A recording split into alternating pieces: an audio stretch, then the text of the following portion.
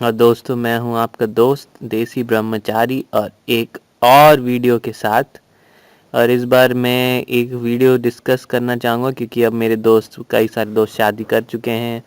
वो मुझे शादी के बारे में बता रहे हैं। वो बोल रहे हैं रिलेशनशिप्स आउटसाइड, मतलब आपकी वाइफ के अलावा जो बाकी लोगों से आपके रिलेशनशिप्स हैं, आपके फैमिली मेम्बर्स, आपके सास ससुर, आपके ननंद, ये सब जो आपकी वाइफ के साइड वाले लोग हैं।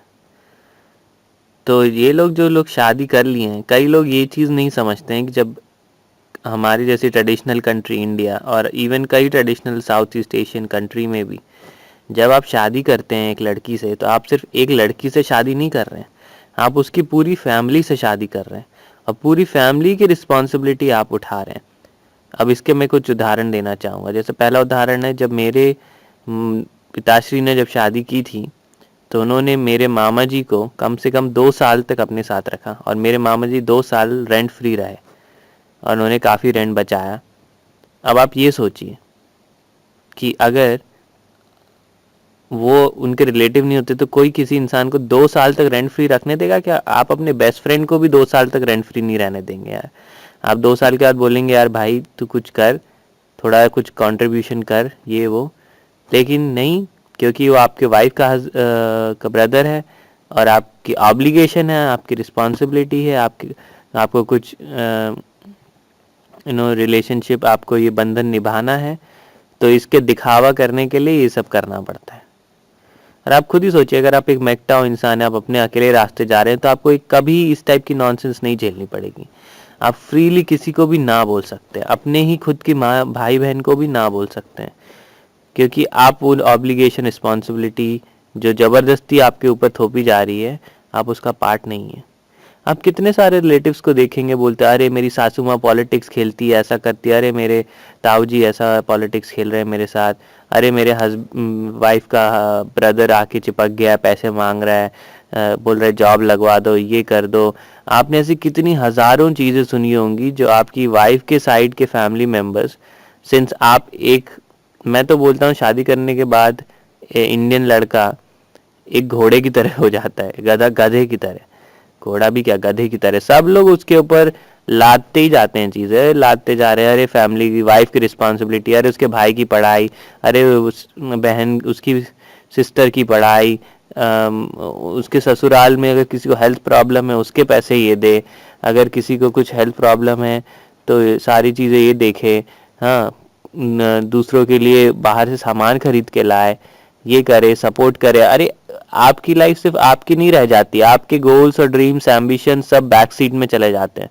बाकी फैमिली मेंबर्स जो हैं, जो आपको बोलते हैं कि आप सेल्फिश हो, अगर आप उनके लिए हेल्प नहीं करते हो, वो खुद सेल्फिश बन के आपसे वो चीज़ करवाएंगे जो अपनी सेल्फिशनेस पूरी कर सके वो। तो आपको सेल्फिश बोलेंगे लेकिन खुद अपनी सेल्फिश चीज़ें आपसे करवाएंगे। और ये इंडियन रिलेशनशिप, स्पेशली आजकल की जो मॉडर्न डे है, जो आजकल के लोगों में जो रिलेशनशिप है, स्पेशली अपने इन लॉज के साइड, ठीक है, अपने ससुराल वालों की तरफ, इस टाइप की पॉलिटिक्स, कॉम्प्लिकेटेड नॉनसेंस में बन गए।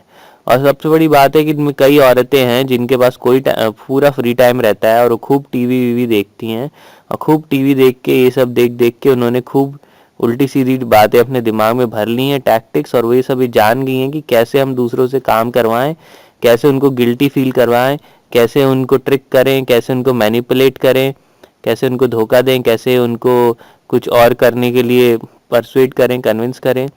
यही सब वो औरतें देखती हैं, यही सब वो सीखती हैं। और कई तो आजकल तो हस्बैंड लोग भी ये सब देखने लगे हैं। तो आप खुद ही सोचिए, आप इस चक्रव्यूह में, इस जंगल में आप जाना चाहेंगे? अगर मैं आपको बोलूं कि आप, अगर शादी वैसे भी बहुत बड़ा प्रॉब्लम है, लेकिन अगर शादी किसी को बोल रहे हैं कि अगर शादी हो आपकी किसी लड़की से, उसके कोई फैमिली मेम्बर से नहीं आपको कभी भी डील करना पड़े, उनके लिए कभी कुछ नहीं करना पड़े, तो कई लोग लड़के खुशी खुशी शादी कर लेंगे, इवन दो उस शादी के और भी रिस्क है। लेकिन ये बहुत बड़ा नॉनसेंस जो है, और सबसे बड़ी बात है कि बहुत सारे लड़के इसके बारे में सोचते ही नहीं है। जब शादी करते हैं तो बस ये लड़की क्या करती है, देखने में कैसी है, जॉब क्या है, फिगर क्या है, उसके एक्स बॉयफ्रेंड था क्या, कौन सी कंपनी में काम करती है, क्या करेगी, क्या मेरे बच्चों के लिए अच्छी माँ रहेगी नहीं रहेगी, यही सब बस सोचते हैं और कुछ नहीं सोचते। तो आप ये खुद ही सोचिए कि अगर हम लोग मेकटाव हैं तो हम खुद अपनी फ्रीडम अपने रिलेटिव्स और इन सब ससुराल वालों को क्यों देंगे? क्यों हम उनके लिए पीछे झुकेंगे? क्यों हम इतना सारा बोझ गधे की तरह ला देंगे? ठीक है, ये सब बोझ बर्डन जाने दीजिए, आप आज़ाद होइए, तभी आप फ्री रह सकते। आप देखेंगे कई लोग लाइफ में जो बहुत सक्सेसफुल हैं, आप ये देखेंगे कि उनकी या तो बहुत लकी थे कि उनकी फैमिली में कोई उनको सपोर्ट करता था, या उन्होंने कई फैमिली मेंबर्स को अपनी लाइफ से काट दिया और खुद अपने गोल की तरफ गए। लेकिन आजकल क्या होता है, एक बार आपने शादी कर ली तो एक लड़के के ड्रीम्स, गोल्स, एम्बिशन सब बैक सीट में चले जाते हैं। इनफैक्ट सब वाइफ आपकी प्रेशर करेगी आप ये सब फालतू बातें भूल जाएं और सिर्फ रियलिस्टिक बने, रियलिस्टिक चीज़ें करें, अपने गोल्स और एम्बिशन फॉलो नहीं करें। यही है रियलिटी। और ये सब जानने के बाद भी दोस्तों अगर आप ज़बरदस्ती इसमें पैर रख रहे हैं, मैं बोलूँगा कि आप आग के साथ खेल रहे हैं और आपकी ज़िंदगी में कोई सुख चैन शांति नहीं रहेगी। ठीक है, कुछ क्षण के लिए, कुछ लोगों को खुश करने के लिए आप अपनी फ्रीडम पूरी की पूरी सैक्रिफाइस कर दे रहे हैं, अपनी पूरी फ्रीडम दे रहे हैं। तो ये कोई समझदारी वाली बात नहीं है। मैं बोलूँगा अगर आप मेरे से बिलीव नहीं करना चाहते हैं, अगर आपके भाई बहन है, कोई कज़न है जिनकी अभी नई नई शादी हुई है, आप उनको ज़रा एक फ़ोन लगाइए और बोलिए कि भाई क्या चल रहा है घर में, थोड़ा बताओगे, और थोड़ा सा उनका पोक करिए। बोलिए अरे उनकी मैंने सुना है तुम्हारी सासू माँ तुम्हें थोड़ा तंग करती, क्या सच है ये बात? ये कैसे करती है, क्या करती है?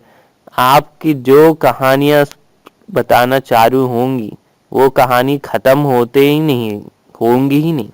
घंटों घंटों तक ये आपके भाई बहन जो नई नई शादी हुई हैं अपने इन-लॉज, अपने ससुराल वालों की ये बुराई पे बुराई, ये ऐसा करते हैं, वो ऐसा करते हैं, मुझे मैनिपुलेट करते हैं, मुझे बोलते हैं ऐसा करो, मेरे को ज़बरदस्ती काम देते हैं, मेरे को सफ़र करवाते हैं, मेरे से ये ऐसा कराते हैं, मेरे से पैसे हेटते हैं, ये करते हैं, मेरे को मैनिपुलेट करते हैं, मैं किसी और का जॉब लगवा दूं।